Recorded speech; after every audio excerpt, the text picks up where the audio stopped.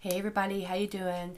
So in today's tutorial, we're going to be learning how to take opaque paint and using it in a way that you can create a transparent layer. Now I'm not going to make this a whole long video. I'm just going to basically show you some opaque paints, what I do to make it transparent without weakening the strength of the pigment. Now what does that mean, weakening the strength of the pigment? If you think of, without going into a whole chemistry lesson, if you think of paint being some type of color and you need something to hold it together, so we'll call that the glue. You mix all that together and you get your paint. If you add too much water to that to make it thinner and to think of making it more transparent, you're going to weaken the strength of that glue. What you can do is you can add a medium to the paint to make it transparent. Mediums basically are things that you add to the paint to make it do something else or to enhance or whatever.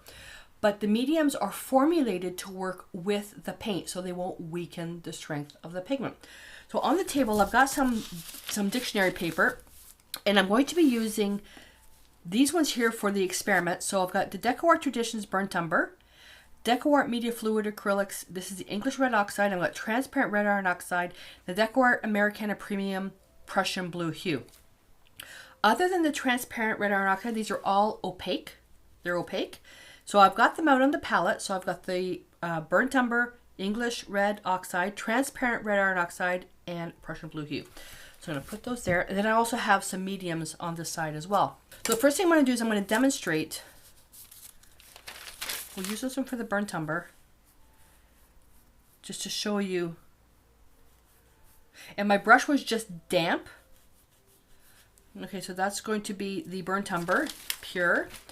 I'm going to rinse my brush, blot it really well. English Red Oxide. I'm going to rinse my brush. Then I'm going to put the Transparent Red Iron Oxide beside it because I love this color, but just to show you, applying it in the same thickness, how thin it is. Not how thin, how transparent it is. Okay, and that's pretty thick. And you can see.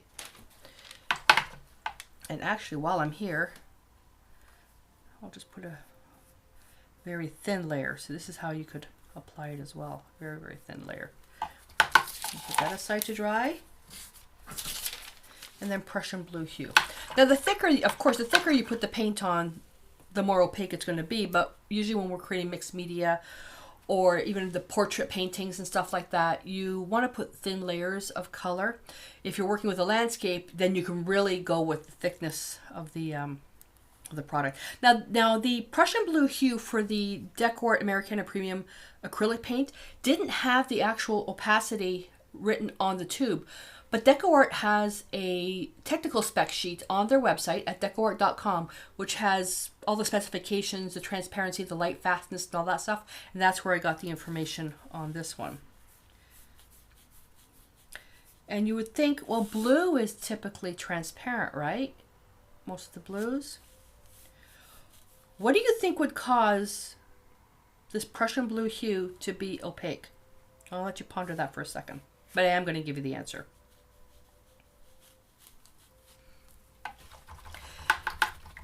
This is where it leads to, you need to know your color index numbers. And depending on when you're watching this video, I'm hosting a free 7-day color mixing course and challenge, and where I teach all this stuff. It's completely free. There's no pitch. There's no selling at the end. This is a free course that I'm offering, and I'll put the link below. If you're watching this video when the course is finished, still go on the waiting list, and then you'll be notified when the next one is. So, Prussian Blue Hue, when you see the word hue, right there, hue means it's not the true pigment. It's not the true Prussian blue. So you can have cadmium red hue. That means it's something to be similar to cadmium red, but it's not the true cadmium red. The true cadmium red, the true cadmium red is an actual pigment that's toxic if it's inhaled. The particles are inhaled. So when you have the word hue at the end of a cadmium color, that's usually a safer alternative. When we go into the back of the label, we see that Prussian blue hue is made with PB15, PBK7, and PB23. And what that means is made with phthalo blue, a black, and a violet. The black is what's making it opaque. Okay, so I'm going to now switch these over. I'm going to work as they dry. And I'm going to take the heat gun to these just for a second. So what I did on the palette for the first example using the Traditions Burnt Umber is I'm going to use the Traditions Extender and Blending Medium. Now DecoArt products are really good at being interchangeable with each other, but to save time, you'll be able to see as I use the different mediums that you can interchange them with the other. So I'm going to take the blending medium, and let me just bring the palette a little bit closer. Going to take some burnt umber and go into the medium. And this particular product, there's an actual way that you can use the extender and blending medium in order to make the Traditions work like oils. That is a whole other monster, but it does take a lot of work. So by mixing that, and I'm going to come in here and look at that.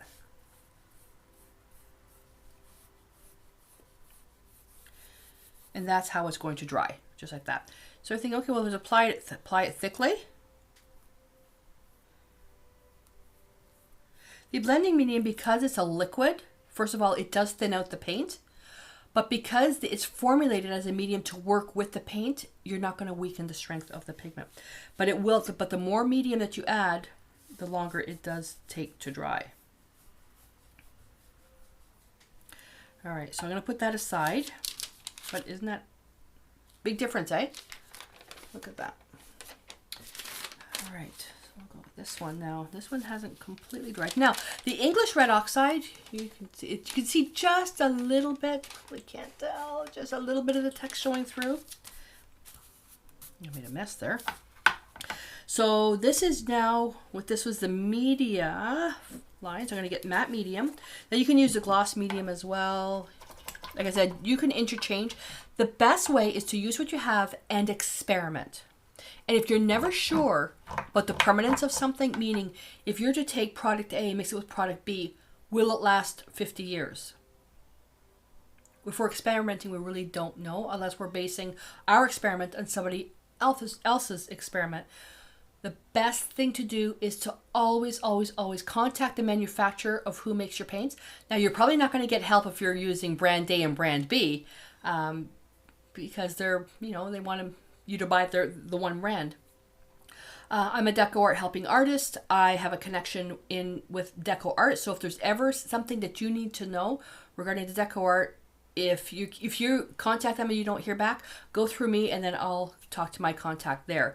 So, but if you're using brand A, brand B, it may get conflicting answers. So let's see. I'm going to take the matte medium and go in with the English red oxide. And I'm going to go right down here. And it's doing exactly what I thought it would do. What you're going to have though, because we're using the matte medium, see on this one you have a bit of a shine. When this dries, it's going to be a matte finish. Using a little less medium here. So what I also want to do, I want to take some medium and go into the transparent red iron oxide to make it even more transparent. Let's see what we get.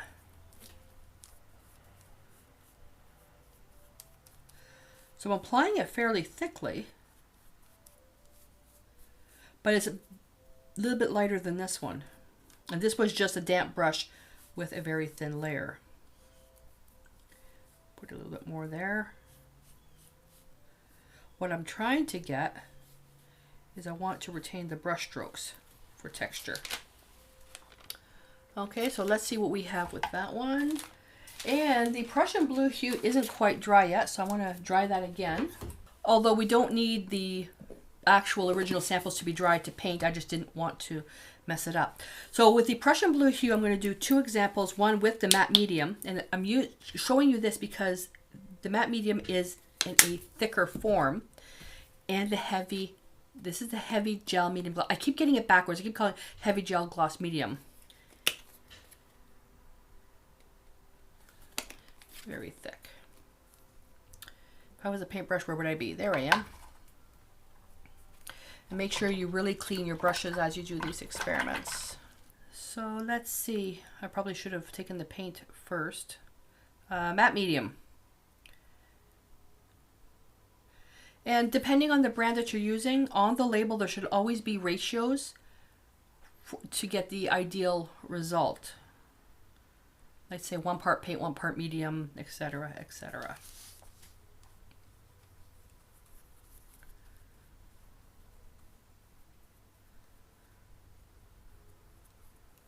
So I'm going to do a little bit up here with a thicker application to retain brush strokes. Now just experiment to see if we can still have it, blah, blah, blah, my mouth is rented. I want to see basically if I can get the thicker strokes. Let's try that again. I want to see if I can get thicker layers to retain the brush strokes and still be transparent. Oh my God. Took a long time to say that. A little bit more medium, and I'm going to go down here. So this is being applied quite thickly. You ever have it when your brain goes one way and your mouth goes the other way? Yeah. That's usually when I get into trouble. Okay, the heavy gloss. Now it looks like on the palette that it's lightening the blue. It's not. It's going to dry completely transparent. So I'm going to do the same experiment, nice and thick.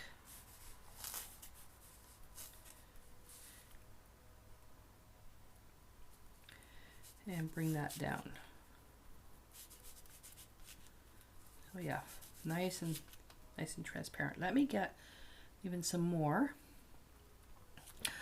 The ratio on this, it doesn't say, so you're good to go. I've used the heavy gel medium gloss as is. What is that in Imperial? 1/4 inch. I'm a Canadian, so we use the metric system. And let's just go for another thick. Let's go for an impasto style here. This is going to take a long time to dry, this one here.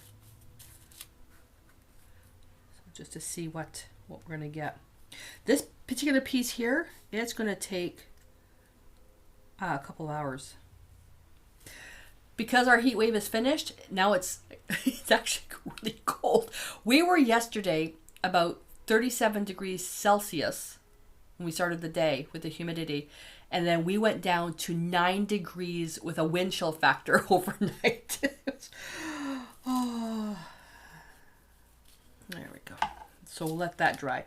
Alrighty, so I'm going to put this aside because I can talk about these ones here that have dried, just to show you.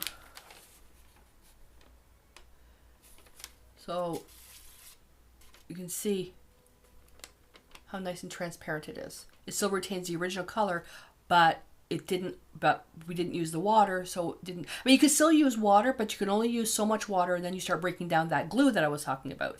Okay, but using a medium is always, and the medium can be used for so many things, especially matte medium. Not only can it make your paints a bit more transparent, it cuts down on the gloss. You can use it as a glue when you want to collage stuff, so you can do a lot with it. And then the English red oxide, beautiful, beautiful. And then the transparent red iron oxide, just an experiment to see how thin I could get it. But you can see that it's matte. There's a matte finish on it there. Okay. Now, if you wanted to make something closer to this, there is ways that you can create something similar to transparent red iron oxide. So if you think of a burnt sienna with a little bit of red, okay, then you make it transparent. So there's a bunch of different ways, because the pigments, if we go on the back, again, knowing your color index numbers, and you're not going to be able to see this. English red oxide is PR 101, which is pigment red. And transparent red iron oxide is PR 101, which is the same, pigment red. It's how it's processed in the lab and at the manufacturing level, manipulating the paint to create all these different colors. So, although I don't want you to go out and buy 300 bottles of paint, all different type of things, using a there we go again. Using a minimal palette, you can still create a wide range of colors. Now, in my membership site, I do have color lessons, color theory lessons, color mixing lessons on taking core colors and how to make them. So one of them is, if you don't have burnt sienna, which is a core color, is what can you do to make it. Now for the blue, there you can see that that's starting to dry there. I don't want to use the heat gun on this because this is a thick gel medium. What it's going to do, if I use a heat gun, all it's going to do is dry the top. The inside layers are going to be wet. I also run the risk of burning it. So, but you can see how it is becoming transparent. And when this is dry, I'll then show, I'll come back and show a picture of what it looks like on the really thick parts when they're dry, to see if the transparency experiment worked. Okay, I gotta go have a cup of tea because, yeah, my brain's going one way and my mouth is going another way. So we'll be back in a couple of hours so we can see what the blue looks like. So I was able to have some lunch and then came back and everything is dry. So you can see the burnt umber, which really just, it looks the same. It was just a little bit wet before. So you can see how translucent that is versus the opacity. And then this one here, which is the English red oxide, transparent red iron oxide, but you can see the shine on that. And then using the medium makes it more of a matte finish. Now the transparent red iron oxide in the DecoArt Media Fluid Acrylics is a matte finish by nature. See how nice and translucent that is, adding more medium to it. Then this is the one I really wanted to see. So Prussian blue hue, straight out of the tube. And then by using the, this is the matte medium. So you can see it's got a matte finish to it. There you go, you can see the shine. This one here. And by using the impasto, the brush strokes still show with some transparency. Then this is with the gloss. Okay, ooh, oopsie, hasn't completely dried yet. Oops. But you can see there, but you can still see some of the text through there. But look at that texture, huh? You can see, there we go. That's the texture there. So I hope this little experiment helped you figure out about, you know, taking existing paint that's opaque and how to make it more translucent to create many layers, and that you don't have to go out and buy a whole bunch of paints to do that. Use what you have and maybe just invest in a couple of mediums to get the job done. So I hope that you enjoyed this video. So if you can give me a thumbs up if you liked the video, if you learned something or if you found it informative, and don't forget to subscribe to my channel if you haven't already. So that way you won't miss out anything. Don't forget to click the bell for notifications. And if you don't have notifications on, you can always subscribe to my email list because I send out announcements on a daily and weekly basis. You can opt into which one you want to receive, how often, of the videos that I publish. Don't forget to comment below any experiments that you've done taking opaque paint and making them translucent without having to add so much water to it, because, you know, if you're going to want your art to last a long time, you got to make sure that it's strong and it's not going to crack down the road. All right, so I'm off to do another video, and until I see you in that lesson, stay inspired.